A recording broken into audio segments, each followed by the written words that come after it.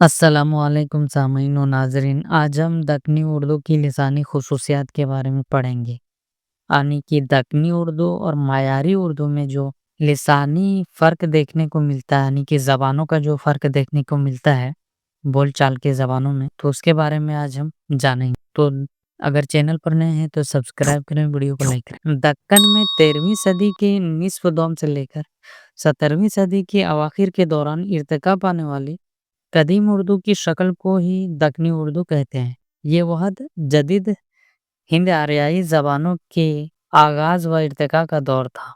ये जो दौर था वो जदीद हिंद आरियाई ज़बानों का आगाज़ व इर्तिका का दौर था। कहीं आगाज़ हो रहा था तो कहीं पर नई ज़बानें इर्तिका को पहुँच चुकी थी। दक्कनी उर्दू भी जदीद हिंद आरियाई ज़बानों की खड़ी बोली शुमाली हिंद की बोलियों से और मराठी और दीगर ज़बानों से मिलकर बनी है। मकामी तहज़ीब और मराठी ज़बान की आमेज़श यानी कि दक्कनी ज़बान में मिलने से जो है दक्कनी उर्दू को अलग पहचान बनाती है और खुसूसियत के हामिल बनाती है। ये लिसानी खुसूसियत हमें सोती, सर्फ़ी और नहवी सूरत में नज़र आती है। तो चलिए सोती खुसूसियत के बारे में जानते हैं। सोती का माना आवाज़ के मुतालिक, यानी सौत आवाज़ होता है और सोती का माना आवाज़ के मुतालिक। जो अल्फ़ाज़ हम बोलने के लिए इस्तेमाल करते हैं वो आवाज़ों यानी सोतियों के ज़रिए निकलते हैं।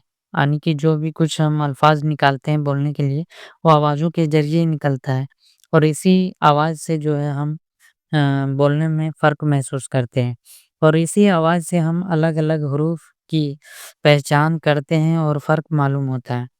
इस तरह दक्कनी उर्दू में ऐसी बेशुमार लिसानी खुसूसियात पाई जाती हैं जो दीगर जदीद हिंद-आरियाई ज़बानों से अलग सुनने को मिलता है। दक्कनी उर्दू की चंद अहम सोती खुसूसियात इस तरह हैं, जैसे काफ और खे की तकलीब सौत, यानी कि काफ को खे की तरह बदल कर बोलने की जो आवाज़ है वो यहाँ दक्कन में राइज है। जैसे मयारी उर्दू में हम कर्ज बोलते हैं, काफ से कर्ज, तो दक्कनी उर्दू में उसे खर्ज बोलते हैं, खे से खर्ज बोलते हैं।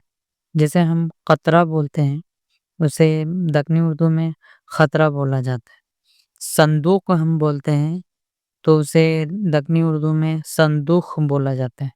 जिसे हम मजाक बोलते हैं तो दक्कनी में मज़ाख़, यानी कि आखिर में खे बोला जाता है काफ की जगह। अब हम मसूतों की तवालत व तख़फ़ीफ़ के बारे में चलिए जानते हैं। यानी आवाज़ों को किसी हरूफ में खींच कर और कम कर बोलना। जैसे मुख्तसर मसूते के बारे में देखते हैं। कम खींच कर बोलने वाली दक्कनी आवाज़ों को देखते हैं। जैसे आदमी, हम आदमी बोलते हैं तो दक्कनी उर्दू में आदमी बोला जाता है। आसमान, आसमान बोला जाता है। बादल तो बदल बोला जाता है। काजल दक्कनी में कजल, जिसे हम चांद बोलते हैं दक्कनी में चंद बोला जाता है। मीठा जिसे हम बोलते हैं दक्कनी में मीठा बोला जाता है। यानी कि आवाज़ों को जो है कम खींचकर बोला जाता है।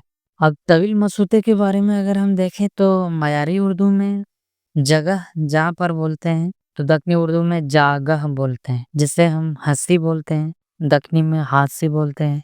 बिजली तो बीजली, ये सब तवील मसूते हैं यहाँ की, यानी कि थोड़ा खींचकर बोले जाने वाले। अब हकारियत और गैर हकारियत वाली आवाज़ें जिसमें जो है दो चश्मी है को इस्तेमाल कर बोला जाता है।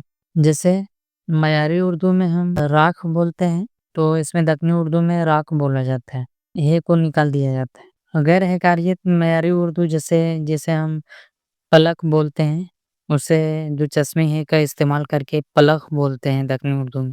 जल हम लोग बोलते हैं तो इसे दक्कनी उर्दू में झल बोला जाता है। यानी कि मयारी उर्दू में जगमग बोला जाता है तो दक्कनी उर्दू में झगमग बोला जाता है। इस तरह की कई अल्फाज हैं।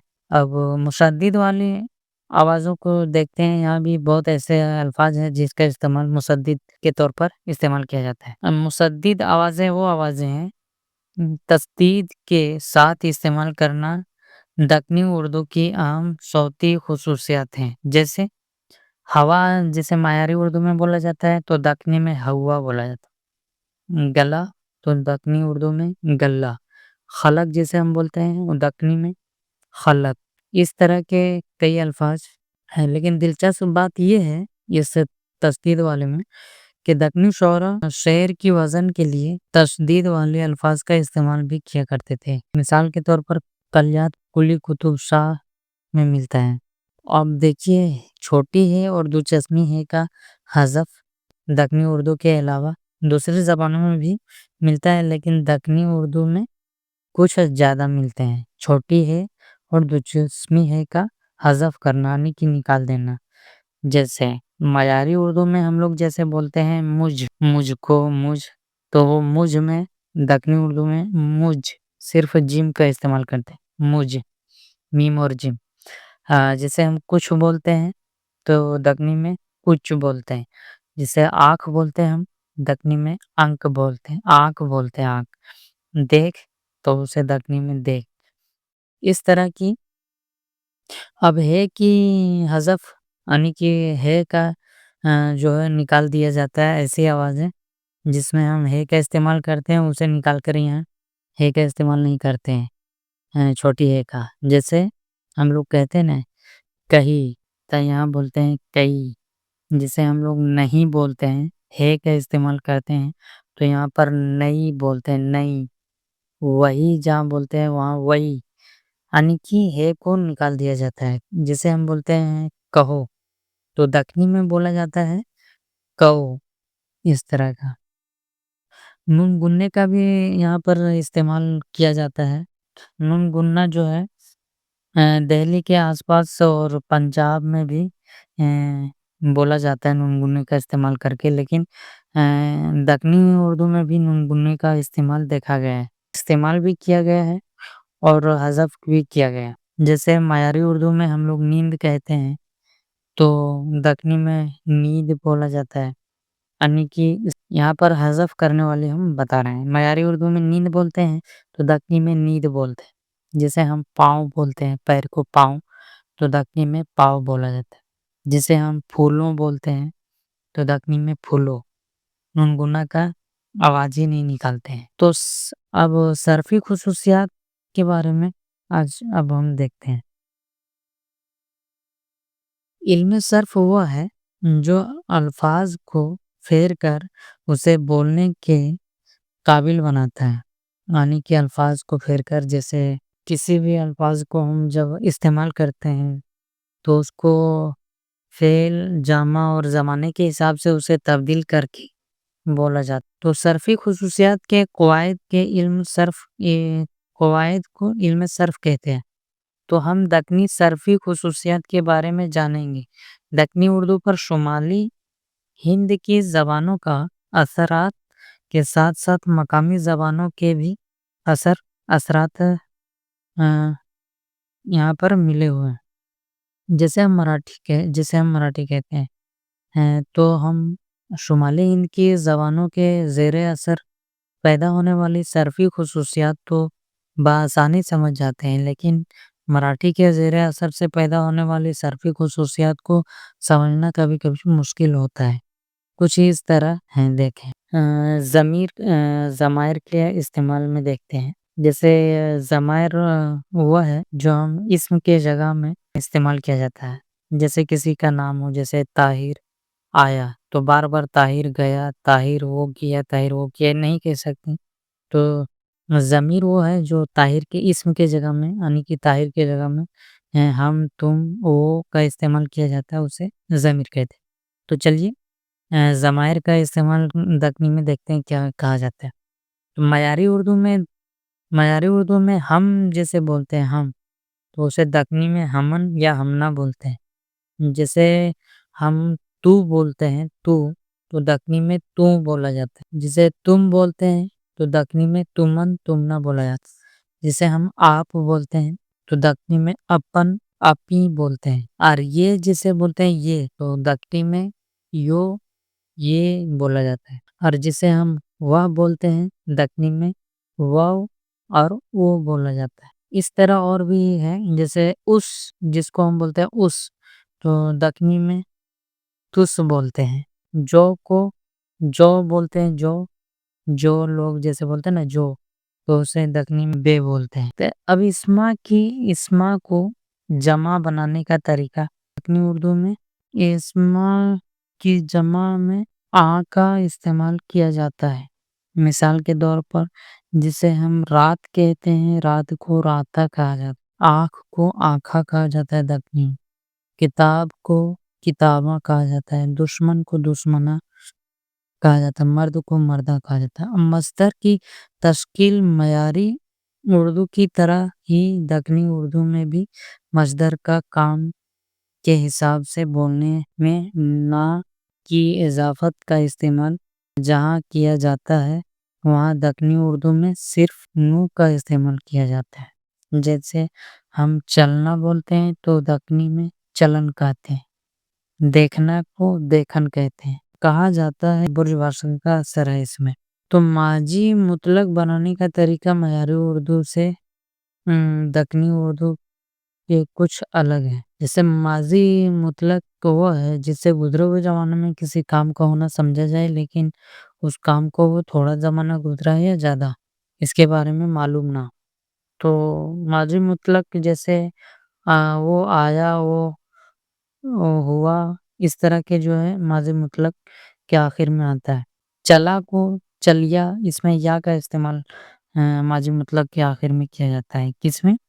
دکنی اردو میں۔ جیسے ہم چلا بولتے ہیں تو چلیا، دیکھا بولتے ہیں دیکھا کو دیکھیا، سنا کو سنیا، بولا کو بولیا وغیرہ بولا جاتا ہے۔ زمانے مستقبل کے بارے میں دیکھتے ہیں، یعنی کہ مستقبل وہ زمانہ ہے جو آنے والی زمانہ کو دکھاتا ہے۔ جیسے دکنی اردو میں اور معیاری اردو کی طرح مستقبل کے صیغے گا گی گے کا استعمال کیا جاتا ہے، لیکن اس کے علاوہ جو ہے دکنی اردو میں سا سی سے کا بھی استعمال دیکھنے کو ملتا ہے۔ مثلا شراب، ہورے، عشق، باجی، باج، مجھ تھے ناریاں جاسی، یعنی کہ سی کا استعمال ہوتا ہے جیسے جہاں پر ہم لوگ گا کے استعمال کرتے ہیں۔ یہ کلی کتب سا کے یہاں دیکھنے کو ملتا ہے۔ اس طرح کے بہت سورہ ملا وجہ کے بھی یہاں دیکھنے کو ملتا ہے۔ تو چلیے اب چے کی تاکید کا استعمال دکنی اردو میں ہی کے جگہ میں، جیسے ایک ہی، ہم ہی، ایسے کچھ کر کے بولتے ہیں نا، ہی جہاں پر آتے ہیں اس کے جگہ میں چے کا کثرت سے استعمال دیکھنے کو ملتا ہے۔ عام بول چال کے ساتھ ساتھ تصنیف و تعلیفانی کی کتابوں میں بھی دیکھنے کو ملتا ہے اور رائج بھی ہے۔ مثال کے طور پر ایک ہی کو دکنی میں ایک کچ بولتے ہیں، ایک کچ، چا لاسٹ میں ایک کے جگہ میں ہی کے جگہ میں چے کا استعمال کر دیا ہے، ایک کچ۔ میں ہی تب میں نچ، اپنا ہی تو اپنا اچ وغیرہ ایسے بولا جاتا ہے۔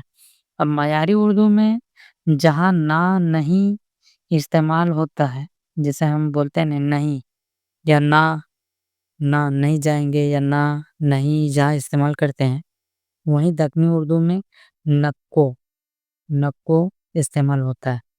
ہرگز، کدھر جاؤ نکو، شاہ اشرف بیابانی کا یہ ہے۔